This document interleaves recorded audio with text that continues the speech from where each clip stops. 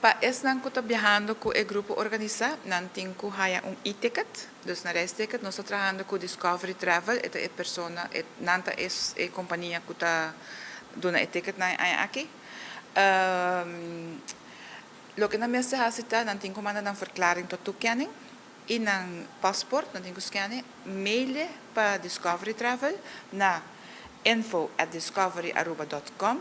Discovery Travel ting e lista di studiante ng kuting reisticket in nanta e ora zorg pa ng mail ng back e ora e ticket. Dus assim neta bay. In nanta mail panos na panos ako ng ngayon ticket. Diante nanta informar pero ya sempre chumpar ku no tawag ng WhatsApp of no tawag ng emails pero den sa akin no sa manda ng via WhatsApp ku nanting ku manda dus e verklaring tot toekenning e passport nanting ku scannen of sa komputrat mande pa Discovery Travel na info@discoveryaruba.com e ora nanta haya ng ticket via mail.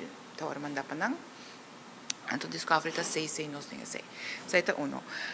Dos uitschrijving via Censo, nos manda sempre tur aya, nos traga estrechamente cu Censo, anto nangta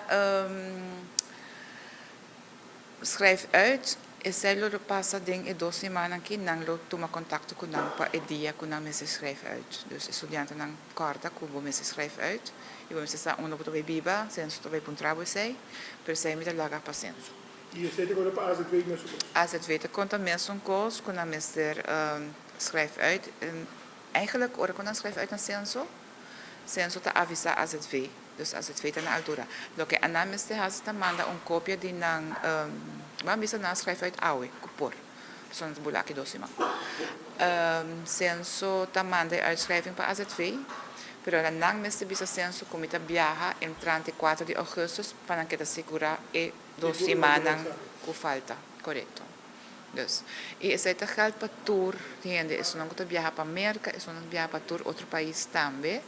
Nós sempre te manda a lista para Censo e não te schrijft naar uit. E se não te traga com Radex e te schrijft naar uit ambtshalve também. Dus zo ben je te zeggen, ja, met de Amerika, maar te schrijven uit. Dus dan moet ik dat staatloos, maar zij nota verdade.